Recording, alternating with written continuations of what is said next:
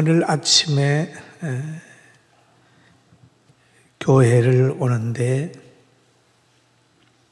오는 길가에 낙엽들이 다 물이 묻어서 땅에 붙어 있어요. 그것을 이렇게 보면서 한 30년 이상 된 것 같습니다. 그때 극동방송국에서 그 한 분이 길거리에 청소하는 청소부들에 대한 이야기를 했어요. 가을에 비가 오면 낙엽이 땅에 딱 붙어 있는데 그것을 비로 쓸 때 너무너무 어깨가 무겁고 힘들다. 그러니까 시 한 편을 낭송을 하는 거예요. 제가 그거를 그때 들었습니다. 마음에 두고 있었는데 제가 프랑스에 갔더니 청소차가 빙 가니까 길거리에 있는 낙엽이나 그 오물들을 그냥 빨아들여 가지고 있더라고요. 제가 그걸 보면서 우리나라도 저거 좀 사가지고 가야 되겠다.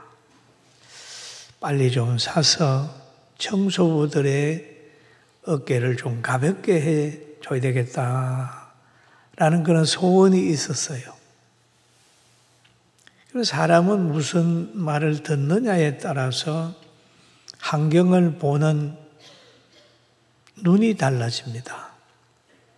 또 어릴 때 저는 시집을 읽다가 이고진 저 늙은이 짐 벗어 나를 주어 나는 젊었거니 돈인들 무거울까 늙기도 서러운데 짐조차 지실까 라고 하는 시를 그때 읽었어요. 그 시를 가만히 읽고 나서 내면의 세계에 생긴 것이 노년에 있는 분들에게 좀 가볍게 해주고 또 노인들을 돌아봐야 되겠다는 생각이 들었습니다. 그런 것처럼 어려서 성경을 배우고 어려서 좋은 말을 많이 들으면 좋은 환경을 꿈꾸게 되죠. 성경을 보다 보면 여호와는 나의 목자시니 내가 부족함이 없으리로다. 그가 나를 푸른 초장에 누이시고 실만한 물가로 인도하시는도다. 내가 비록 사망의 음침한 골짜기로 다닐지라도 해받음을 두려워하지 아니하면 주께서 나와 함께 하심이라. 라고 하는 시를 어릴 때에 읽었다면 어디에 가도 두려움이 없이 여호와는 나의 목자야. 이렇게 하면서 당당해지게 되는 것을 압니다. 그래서 어린이 교육이 중요한 거예요. 학생 교육이 중요한 거예요. 뭐를 좋은 말을 들려주는 게 정말 중요합니다. 그리고 오늘 우리는 하나님을 바라보면서 내가 어디에서 태어났느냐, 하나님이 왜 나를 만들었느냐 하는 것을 우리는 알아야 사랑을 해도 진지하게 사랑을 할 수 있어요. 하나님이 사람을 만드셨는데 자기 형상으로 만들었다. 우리가 다 이렇게 세상에 던져진 사람이지만 하나님의 형상이에요. 할렐루야. 아멘. 우리는 하나님의 형상. 그리고 하나님이 엄청 사랑하는 거예요. 그래서 하나님이 에덴을 만들어서 에덴에서 살게 했어요.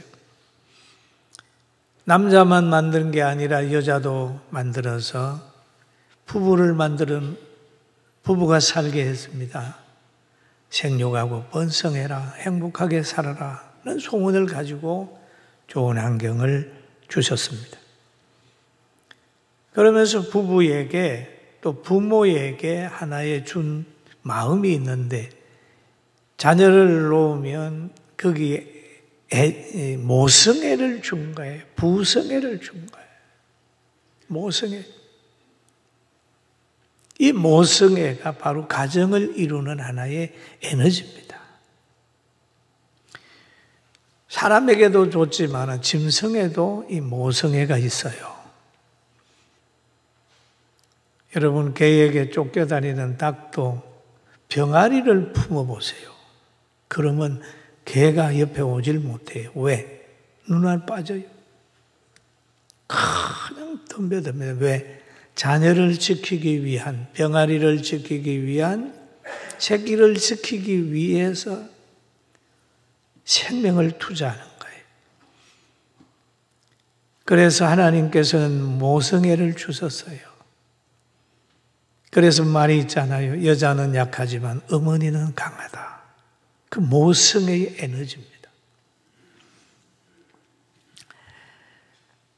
여러분, 그렇기 때문에 자녀가 어려운 일을 당한다고 하면 어머니는 달려갑니다. 형제들도 달려갑니다. 그런데 예수님께서 30년간 요셉과 마리아 있는 가정에서 목수 일을 하면서 살다가 공생의 기간을 맞이합니다. 그래서 나가서 복음을 전하는 거예요. 그럴 때 사람들이 눈 멀고 말 못하여 하는 귀신이 들린 사람을 데리고 왔습니다. 그럴 때 예수님께서 귀신을 쫓아냈어요. 예수님의 인기가 점점, 야, 대단하다. 그렇게 하니까 당시에 시기하는 바리새인들이 말합니다. 야, 이거 하나님의 능력이 아니야. 메시아의 능력이 아니라 바알세불을 힘입어서 귀신을 쫓아내는 거야. 이렇게 얘기를 하는 거예요. 그래 예수님이 하신 말씀이 스스로 분쟁하는 나라마다 항폐하여질 것이요 스스로 분쟁하는 동네나 집이나 서지 못한다. 여러분, 바알세불이 귀신 자기 부하를 그냥 쫓아내고 그러지 않는다. 귀신은 귀신끼리 단합을 하는 거지 그게 무슨 귀신이 귀신을 쫓아내냐, 그런 일 없다 하는 그런 원리의 교훈이 되겠습니다. 그러니까 바알세불을 힘입어 귀신을 쫓아낸다, 뭐 예수님이 어떻다라고 하는 소문이 동리의 바닥에 퍼져 있습니다. 이럴 때 이 소문을 누가 들었냐면 어머니가 듣고 동생들이 들었어요. 예수님을 찾아오는 거예요. 예수님을 데리러 오는 겁니다. 그래 예수님을 데리러 오니까 사람들이 많아서 예수님에게 접근을 할 수 없는 거예요. 많은 사람들이 병곤 치료도 오고 말씀을 들으려고 모이니까 가족이라도 접근할 수 없었어요. 그래서 다른 사람에게 그럽니다. 예수님의 가족이 왔다고 그래라. 좀 얘기 좀 해달라. 그렇게 얘기하는 거예요. 예수께서 무리에게 말씀하실 때에 그의 어머니와 동생들이 예수께 말하려고 밖에 섰더니 그렇잖아요. 그렇게 했더니 예수님이 대답을 하는 거예요. 예수님, 어머니하고 동생들 밖에 계십니다. 그렇게 얘기를 하니까 예수님이 그 말의 대답은 누가 내 어머니고 동생이냐 하시고 둘러앉은 자들을 보시며 이르시되 내 어머니와 내 동생들을 보라. 내 어머니와 동생들은 그렇다고 예수님의 어머니를 부정한 건 아닙니다. 동생들을 보라 하는 거죠. 제자들을 가르쳐서 얘기하는 거예요. 그런데 이 사건을 누가도 기록을 하고 마태도 기록을 하고 마가도 기록을 했어요. 굉장히 중요하게 다루었습니다. 사복음서에 보면은 이 가나 혼인잔치의 사건은 요한복음에서만 다루고 있어요. 근데 여기에서는 이 사건은 세 군데에서나 다루고 있습니다. 누가복음에 보면은 이 사건을 이렇게 얘기를 하고 있어요. 예수님의 어머니와 동생들이 왔으나 무리로 인하여 가까이 못하니. 어떤 이가 알리되 당신의 어머니와 동생들이 당신을 밖에서 보려고 밖에서 있나이다 라고 얘기를 하는 거예요. 이럴 때 예수님이 대답을 한 내용이 있습니다. 원래 이 사람이 예수님에게 당신의 가족이 왔습니다 라는 얘기를 하는데, 이 가족은 어떻게 만들어진 가족이냐 하면 혈연 관계를 보고 가족이라고 얘기를 하는 거예요. 혈연 관계. 보통 사람들은 보면 이 관계를 최고로 칩니다. 최고로 쳐요. 혈연 관계를 우선하고 형제들과 같이 있기를 원하고 의지하고 보호하고 사랑하는 관계가 되는 거죠. 구원받기 전에는 이 관계가 관계 중에 제일 소중한 관계예요. 정이 있고 사랑이 있고 어려울 때 서로 도와주는 아주 좋은 관계잖아요. 그런데 인간이 가지고 있는 이 혈육 관계는 때로는 돈과 권력의 지배를 받을 때는 서로 간에 큰 흉기가 될 수가 있습니다. 그래서 유산싸움 하면서 막 살릴 사람 죽일 사람 그러면서 형제 간에도 시험 받고 그런데 사람 있죠. 또 구약 성경 사사기에 보면은 그 아비멜렉 같은 사람은 자기가 왕이 된 후에 자기 형제 70명을 한 바위 위에서 죽였어요. 그 권력자들 막 권력을 가지려고 하면 방해가 되면은 막 형제를 해야 하는 거예요. 이 관계는 육신적인 관계는 영원하지 않아요. 여러분 보면 자기하고 대적이 될 것 같으니까 저 가까운 어느 사람도 보면은 자기 형을 테러하고 죽이지 않습니까? 로마에도 연구를 해보면 로마에도 그 형제를 죽이는 그런 게 있어요. 악인들은 자기 권력이나 수입에 방해가 되면 형제들까지. 성경에 보면 이런 말이 있어요. 사사기서 9장 5절에 보면은 오브라에 있는 그의 아버지 집으로 가서 여룻바알의 아들 곧 자기 형제 70명을 한 바위 위에서 죽였으되 다만 여룻바알의 막내 아들 요담은 스스로 숨었으므로 남으니라 라는 말이 있죠. 그러면 자기가 왕이 되는데 형제들이 방해가 될 것 같으니까 페륜 아들을 끌어모으고 이렇게 해가지고 그들을 이용을 해가지고 불의한 돈과 페륜 아들을 자기에게 속하게 해가지고 형제들을 막 70명을 죽이는 거예요.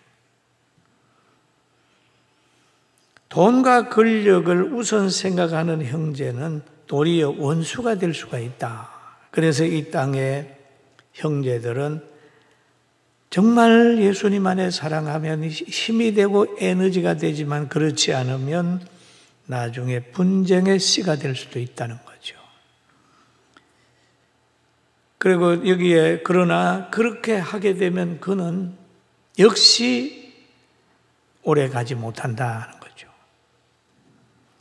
사사기서 9장 56절에 보면은 이런 말이 있습니다.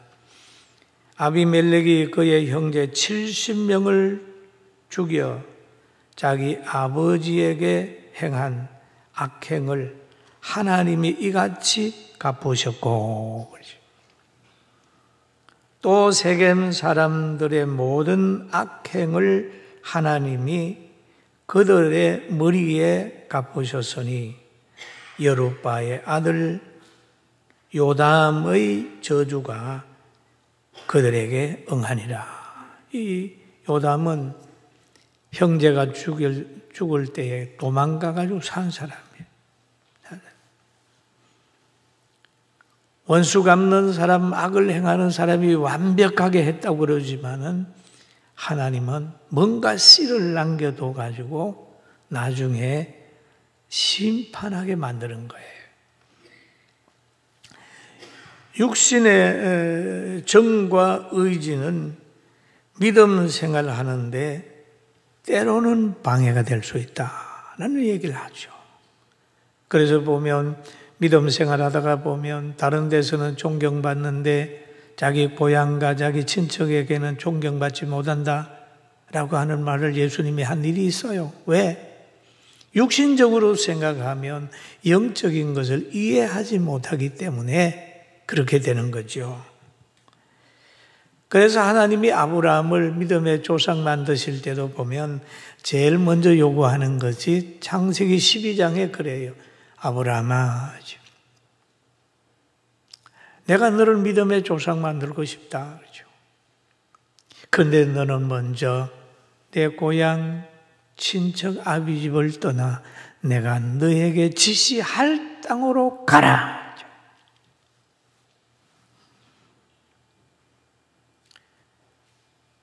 그러면 여러분 고향 얼마나 좋아요?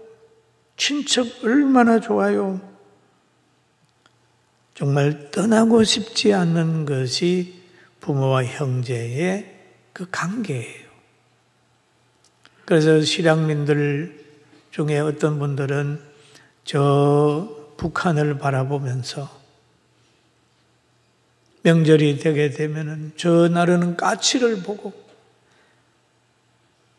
까치야, 너는 좋겠다. 너는 날개가 있어서 철책을 드나들면서 우리 어머니 계시는 그것도 보고 이것도 오고 참 좋겠다. 그 고향이 그리워요. 고향이 그리워요. 그런데 이 본토 친척 아비 집을 떠나라고 하는 것은 하나님께서 더 좋은 세계, 영원한 세계, 영원한 관계를 만들어 주시기 위해서 이렇게 요구하는 거예요. 그런데 더 좋은 관계, 영원한 관계, 천국까지 유지되는 관계가 예수 그리스도 이름으로 만들어진 우리 성도들의 관계입니다. 할렐루야. 아멘. 너무너무 귀해요. 성도들과의 관계가 너무 귀한 겁니다. 예수님은 그렇게 말씀하시고 그걸 실천했어요.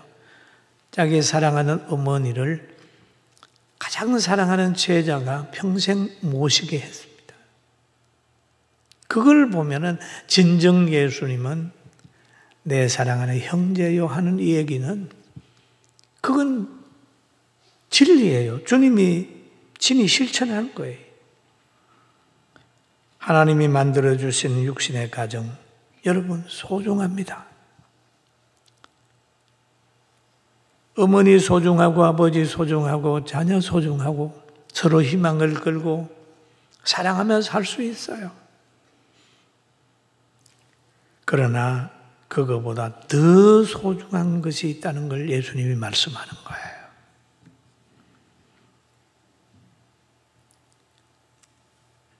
육신의 가정을 부정하는 건 아니에요. 그런데 하나님의 뜻대로 믿음으로 세워진 가정이 아주 소중하다는 걸 강조를 하는 겁니다. 여기 보면 말하던 사람에게 대답하여 이르되 누가 내 어머니며 내 동생들이냐 하시고 너희는 그렇게 보지만 나는 여기에 있는 사람들을 부모고 형제고 동생들로 본다. 그러니까 그들이 이 얘기를 하는 거하고 예수님이 얘기하는 거하고는 조금 차이가 있습니다. 그들은 그 사람의 가족을 얘기를 하지만은 예수님은 속 사람의 가족을 얘기를 하는 거예요.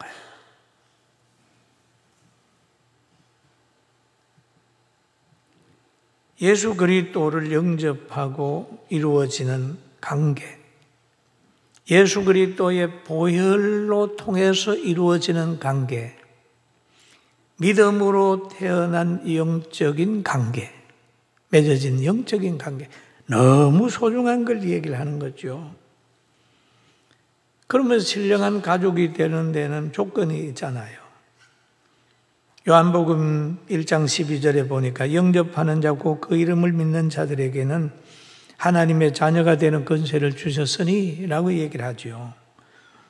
이는 혈통으로나 육정으로나 사람의 뜻으로 나지 아니하고 오직 하나님께로부터 난 자들이니라. 여러분, 우리의 관계는 하나님께로부터 난 관계예요. 할렐루야. 아멘. 서로 얼굴 보고 하나님께로부터 난 관계, 형제입니다. 가족입니다. 이 가치관을 가지게 되니까 우리 교회가 자연스럽게 성교원하게 되고 자연스럽게 노인복지하게 되고 자연스러운 거예요.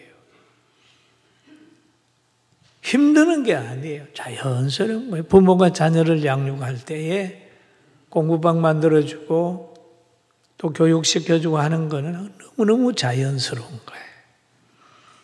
생각만 바꾸면 모든 걸 즐겁게 할 수가 있어요. 영접하는 자는 곧 하나님 이름을 믿는 자, 예수님의 이름을 믿는 자는 하나님의 자녀가 되는 권세를 주셨고 하나님께로 난 자들이다 라고 얘기를 하고 있습니다. 그런데 바울 사도는 고린도 교회에다가 이런 말을 하고 있어요. 내가 라는 말, 너희를 부끄럽게 하려고 이것을 쓰는 것이 아니라 오직 너희를 내 사랑하는 자녀같이 건하려 하는 것이라. 그리스도 안에서 1만 서성이 있어되 아비는 많지 아니하니 그리스도 예수 안에서 내가 복음으로 너희를 낳았음이라.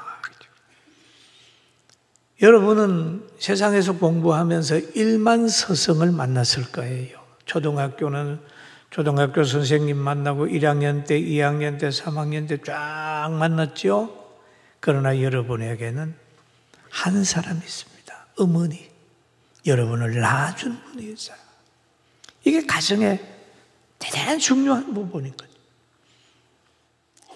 그럼 그분 예수님을 통해서 구원받은 영혼 대단히 중요한 거예요. 그래서 바울도 말하기를 복음으로라는 말을 예수님으로 믿음으로 너희를 낳았다. 얼마나 소중해요. 그러면서 하는 말이 그러므로 내가 너희에게 권하노니 너희는 나를 본받는 자되라. 참 멋있어요. 나는 바울 사도의 이 모습에서 늘 반하고 있습니다. 나를 본받아라. 그러면 삶이 아름답잖아요. 여러분 어떤 부모는 그랬는데 얘야 내가 잘못 습관이 들어가지고 맨날 술 먹는데 아들아 너는 먹지 마. 그건 아니잖아요. 변화된 모습을 가지고 너는 나를 본받아라 라고 한다면 얼마나 멋있을까요? 바울은 내가 너희에게 권한 너희는 나를 본받는 자되라. 결혼 안 하는 거 본받으라는 게 아니고 예수님을 사랑하는 거 본받으라는 거예요. 예수 믿고 범사에 감사하고 어려운 환경이 왔을 때에도 그 어려운 환경 속에서 신앙도 키우고 천국을 바라보고 다 사랑하는 에너지를 가지고 있는 가지고 사는 바울 자신을 본받아라 그래. 구원받은 영혼은 속사람으로 바울은 표현을 하고 있어요. 교회는 끝사람 육신을 위하여 하나님이 만든 것보다 속사람을 위하여 만든 거예요. 세상하고 달라요. 세상에는 뭐 정치를 하기 위해서 만들고 정을 나누기 위해서 만들고 또 외로워서 만들고 또 어떤 일을 하기 위해서 만들어지잖아요. 다 세상의 어떤 것 때문에 만드는데 하나님의 교회는 구원받은 사람들, 그의 영혼을 키워주기 위해서 하나님이 택한 백성을 불러낸 거예요. 교회를 그래서 신령한 가정이라고 그래요. 할렐루야. 아멘. 그렇잖아요. 신령한 가정. 천국의 시민권을 가진 사람들은 형제의 형제.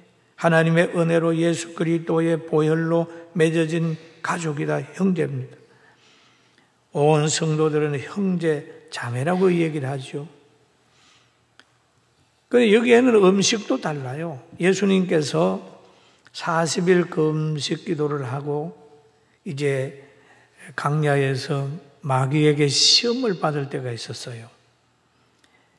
그러니까 그 한참 배고픈 예수님에게 돌을 갖다 주면서 하는 말이 돌을 명하여 떡덩이가 되게 해라. 그래서 예수님이 하신 말씀이 있어요. 사람이 떡으로만 살 것이 아니요 하나님의 입으로 나오는 모든 말씀으로 살 것이니라 하셨느니라 라고 얘기를 하면서 신명기 8장 3절을 통해서 얘기를 하는 거예요. 그들은 늘 육신의 문제를 해결하게 하려고 돌을 변해 떡덩이가 되게 했는데 예수님은 영혼이 살고 속사람이 사는 것을 하나님의 말씀이기 때문에 이렇게 얘기를 하는 거예요. 여러분 살아가면서 육신만을 위해 살지 말고 구원받은 영혼을 잘 성장시켜서 범사에 감사하는 사람으로 살기를 주의 이름으로 축원합니다. 아멘. 그런데 형제 자매가 되는 조건이 있습니다. 여기에 보니 그런 말을 하잖아요. 누구든지 하늘에 계신 내 아버지의 뜻대로 하는 자가 내 형제요 자매요 어머니니라. 그렇잖아요. 그럼 형제는, 육신의 형제는 또 보면은요, 어머니가 같든지 아버지가 같으면 형제라고 그래요. 형제. 야곱에게는 12형제가 있었는데, 야곱의 아들들이 12명이잖아요. 그런데 배다른 형제가 있죠. 내 여인에게서 낳기 때문에. 그런데 아버지가 하나예요. 이 형제라고요. 야곱의 12아들이다. 그런데 여기에서 예수님에게 전해주는 사람도 그러잖아요. 어머니가 왔습니다. 형제가 왔습니다. 그러잖아요. 그건 뭐냐 하면 예수님은 하나님의 아들이잖아요. 그런데 그 사람들하고 형제라고 얘기를 하는데 아버지는 예수님은 하나님의 아들이고 그 다음에 형제들은 요셉의 아들이란 말이에요. 그래도 예수님은 그들을 형제로 보는 건 어머니가 같은 거예요. 형제로 볼 수 있죠. 하늘에 계신 내 아버지 뜻대로 행하는 자가 내 형제요, 자매요, 어머니다라고 얘기를 하고 있죠. 하나님의 뜻을 벗어나면 형제가 아니잖아요. 조건이 있어. 하나님의 뜻을 벗어나면 형제가 아니에요. 형제가 될 수 없어요. 속사람에 통해야 되는. 그래서 우리가 보면 믿는 사람끼리 만나 결혼하게 되면요, 속사람이 통하는 거예요. 그래서 결혼을 할 때도 보면 믿는 사람 하는 거, 권사님들, 장로님, 그리고 믿음 있는 조상들 보면 믿는 사람하고 해라 하라고 하는 속사람도 만나고 그 사람도 만나라. 근데 그 사람은 만나가지고 잘 사는 것 같은데 깊은 대화를 하게 되면 하루살이하고 내일을 이해하는 것 같이 돼가지고 늘 분쟁이 오는 거예요. 여러분, 영육 간에 하나 되는 가정 되길 주의 이름으로 축원합니다. 그러니까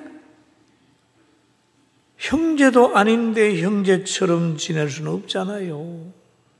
결국 자기에게 유익이 되면 떠날 거니까 믿을 수가 없잖아요. 아버지 뜻은, 예수가 뜻은 뭐냐? 아버지 뜻이 그럼 뭡니까? 아버지 뜻은 기본적인 거 예수 믿는 거예요. 요한복음 3장 16절 있어요. 우리 이 주일학교에서 이 노래 많이 불러요. 우리 한번 불러볼까요? 하나님이 세상을 이처럼 사랑하사 독생자를 주셨으니 누구든지 그를 믿으면 멸망하지 않고 영생을 얻으리로다. 요한복음 3장 16절. 할렐루야. 3장 16절. 믿으면 그러죠. 그리고 또 보게 되면 예수님의 교훈을 또 있잖아요. 10장, 마태복음 10장 14절에 보니까 누구든지 너희를 영접지 아니하고 오라. 너희 말을 듣지 아니하거든 그 집이나 성에서 나가 너희 발에 먼지를 떨어버려라. 누구에게? 제자들에게 하는 얘기예요. 어느 성에 들어가는데 너희가 전한 복음도 안 받고 너희 말을 듣지 않으면 그 성에서 나올 때 발에 먼지를 떨어버려라. 그렇게 영접지도 않고 말 듣지 않으면 미련 두지 말아라는 얘기예요. 미련 두지 말아라. 질질 끌려다니지 말아라. 그 말을 여러분이 전하는 말도 듣지 않고 복음을 대적하게 되면은 미련 두지 마라.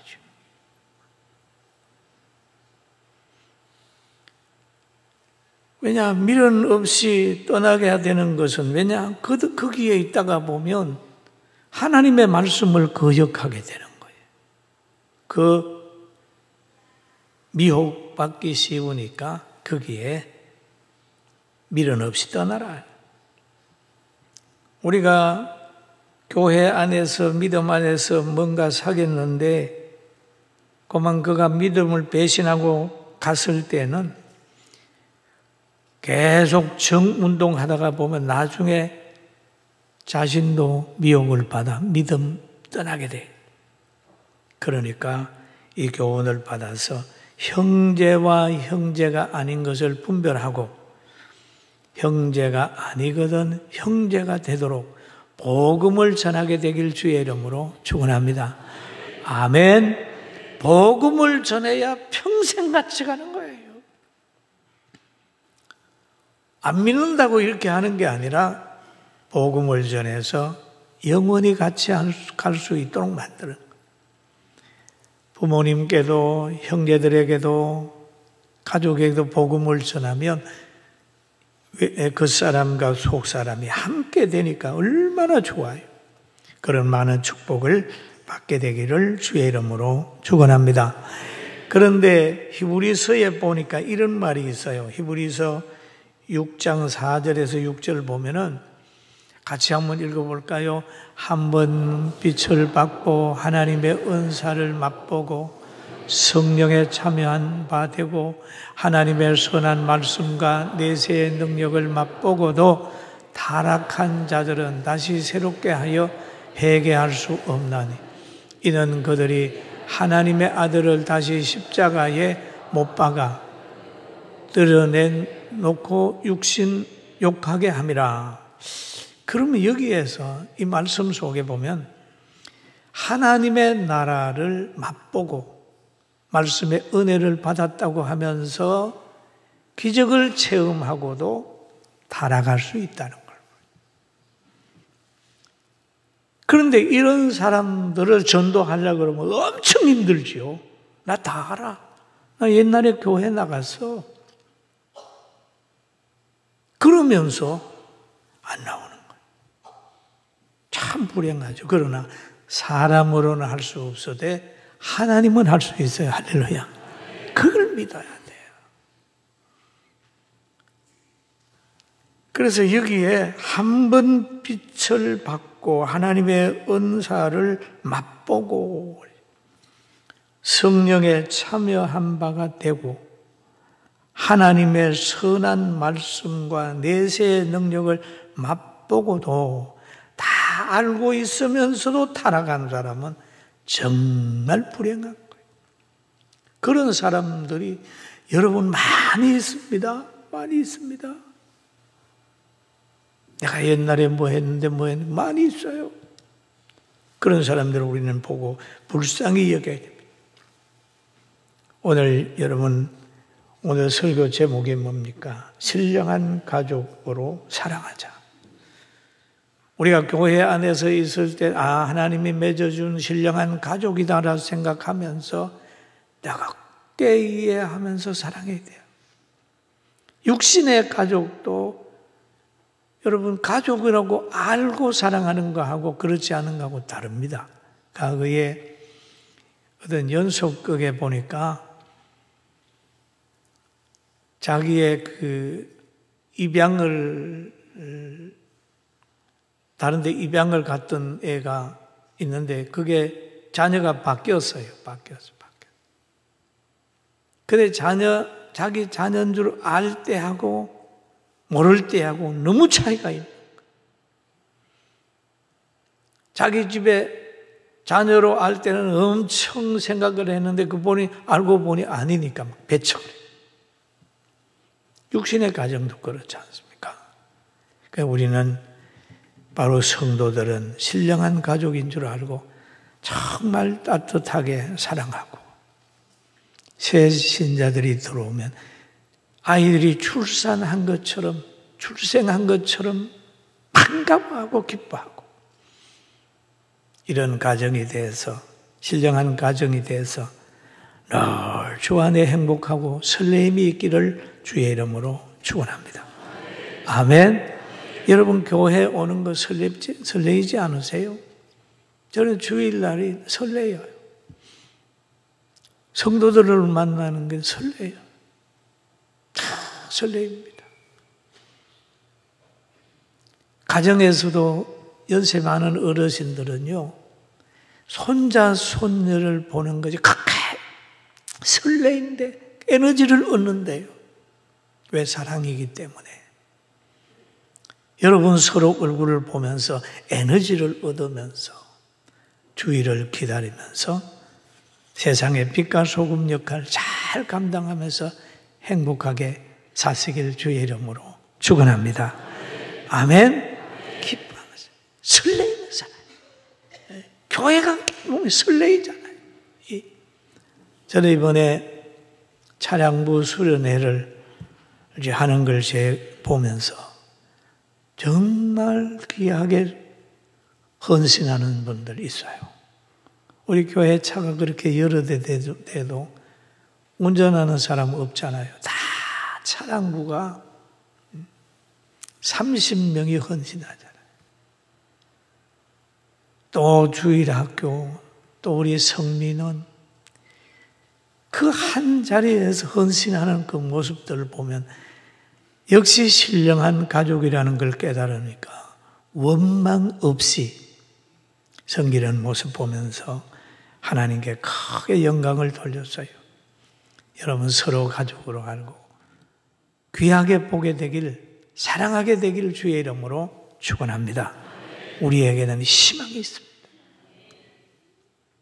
우리에게는 설렘이 있습니다. 우리에게는 천국을 믿는 믿음이 있습니다. 비록 죽은 나사로가 무덤에서 썩어 냄새 난다고 하지만 마리아도 포기하고 마르다도 포기한 상태지만 형제는 포기했지만 예수님 계시면 죽은 나사로가 일어나서 또 성큼성큼 걸어나오는 것을 바라보면서 주 안에서 희망을 가지게 되기를 주의 이름으로 축원합니다.